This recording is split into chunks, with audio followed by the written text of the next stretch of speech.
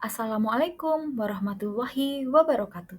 Hai semuanya, di video kali ini kita akan membahas tentang shock sepsis, salah satu kondisi gawat darurat yang sering ditemui di ruang perawatan intensif. Yuk kita mulai. Sepsis adalah kondisi di mana infeksi memicu respons imun yang tidak terkontrol dan akhirnya menyebabkan disfungsi organ yang mengancam nyawa. Sementara shock sepsis adalah bentuk lanjutan dari sepsis ditandai dengan gangguan sirkulasi, metabolik, dan seluler yang berat dan ini sangat meningkatkan risiko kematian. Penyebab dari shock sepsis umumnya adalah infeksi yang memicu respons inflamasi sistemik yang berat. Infeksi ini paling sering disebabkan oleh bakteri gram negatif yang menyumbang 60 hingga 70% kasus.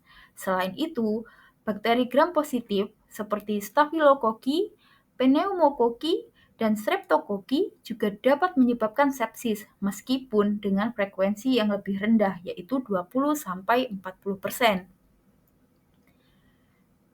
Selain itu, jamur oportunistik, virus, dan protozoa juga dapat menjadi penyebab meskipun lebih jarang.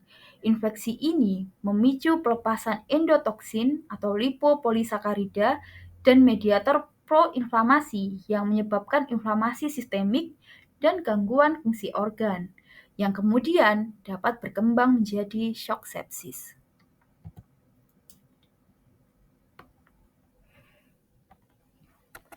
Tanda-tanda klinis dari shock sepsis yaitu pertama, hipotensi persisten meski sudah diberikan resusitasi cairan. Yang kedua, yaitu perlu vasopresor untuk mempertahankan MAP lebih dari 65 mm air raksa. Yang ketiga, yaitu laktat lebih dari 2 mol setelah resusitasi. Yang keempat, yaitu skor SOFA lebih dari 2, yang artinya yaitu disfungsi organ. Yang keempat, yaitu demam atau hipertermia. Yang kelima, takikardi dan takipnu. Yang selanjutnya yaitu penurunan kesadaran, oliguria, dan kulit awal hangat dan merah lalu menjadi dingin dan lembab.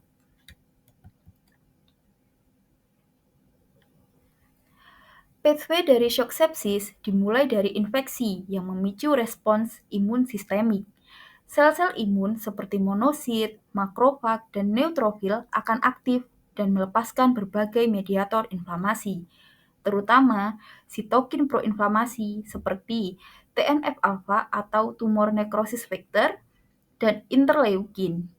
Mediator-mediator ini memicu peradangan sistemik berlebihan dan menyebabkan kerusakan pada lapisan endotel pembuluh darah, terutama bagian glukolasik.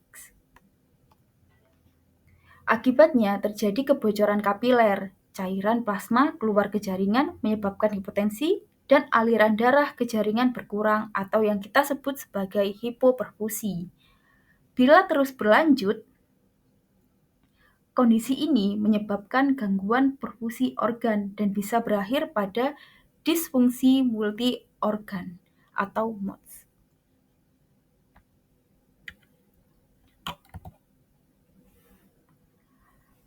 Pemeriksaan penunjang shock sepsis bertujuan untuk mendeteksi infeksi, menilai hipoperfusi, dan memantau kerusakan organ. Pemeriksaan penting meliputi darah lengkap, kadar laktat, fungsi organ, serta kultur darah.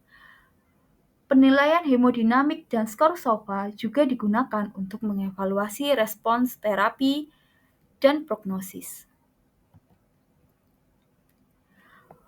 Untuk penata laksanaan shock sepsis dimulai dengan resusitasi cairan intravena untuk mengembalikan volume sirkulasi.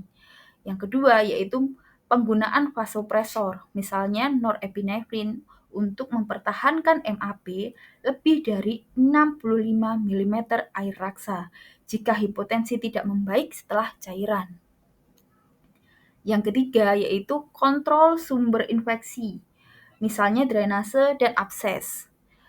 Yang selanjutnya yaitu terapi antibiotik awal tepat sasaran.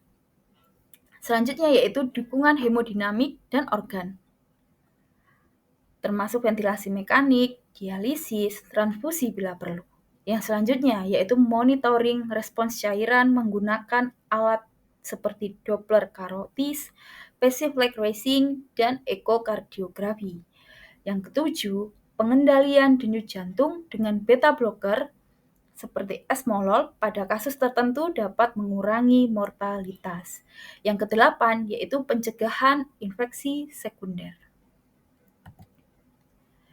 Berikut adalah diagnosa keperawatan yang muncul pada pasien dengan shock sepsis. Demikian penjelasan singkat mengenai shock sepsis. Semoga materi ini dapat menambah pemahaman kita dalam mengenali dan menangani kondisi shock. Terima kasih telah menyimak. Wassalamualaikum warahmatullahi wabarakatuh.